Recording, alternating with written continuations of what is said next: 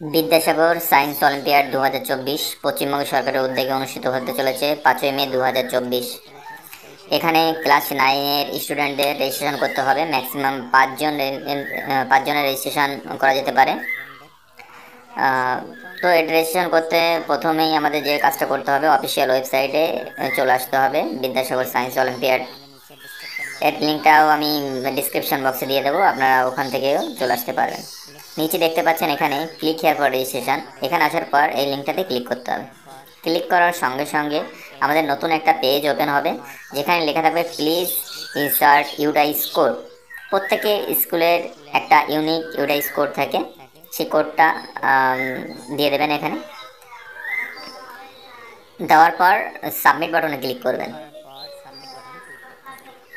Submit বাটনে click করলে আমাদের একটা পেজ ওপেন হবে, যেখানে স্কুলের ডিটেলস দেওয়া থাকবে কিছুটা, আর নিচের দিকটায় আপনাকে ফিল আপ করতে হবে যে ঘরগুলি, সেই ঘরগুলির প্রথমে যেটা আছে address of school without pincode, তারপর পিনকোড, তারপর নেম অফ এইচ এম বা টিআইসি যিনি আছেন তার নাম লিখবেন, মোবাইল নাম্বার, ইমেল আইডি।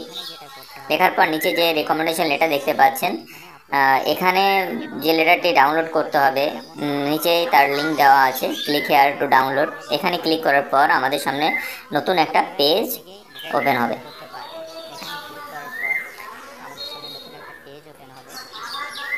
এই পেজে আমাদের স্টুডেন্টের নাম লিখতে হবে, যে সমস্ত স্টুডেন্টের আবেদন করতে চাইছেন সেই সমস্ত স্টুডেন্টের নাম আমাদের এখানে এন্ট্রি করতে হবে।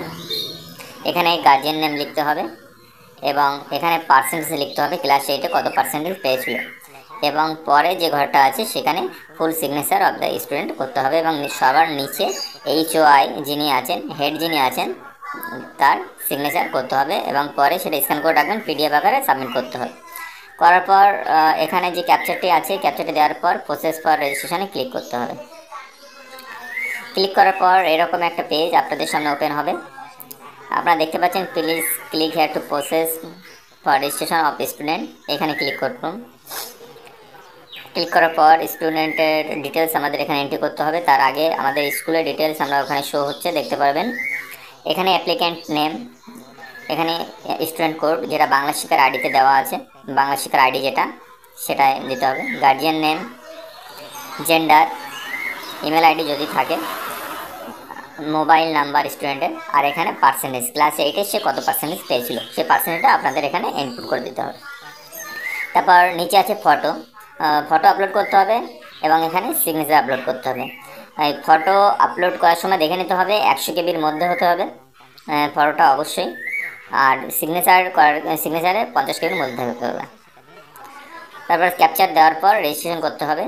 প্রত্যেকটা স্টুডেন্টের, যে কয়েকটি স্টুডেন্ট আপনি করবেন, ম্যাক্সিমাম 5 স্টুডেন্ট হতে পারে, প্রত্যেকটা স্টুডেন্টের রেজিস্ট্রেশন করতে হবে। ফিল আপ করার পর রেজিস্টার বাটন নিচে যেটা লেখা আছে সেই রেজিস্টার বাটনে ক্লিক করতে হবে।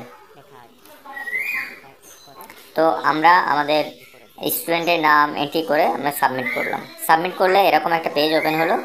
পেজ ওপেন হওয়ার পর আপনারা এটা প্রিন্ট আউট করে রেখে দেবেন, কারণ পরবর্তী সময়ে যখন পরীক্ষা হবে তার আগে যে অ্যাডমিটটা দেবে, অ্যাডমিট কার্ডটা প্রিন্ট আউট করে নেবেন।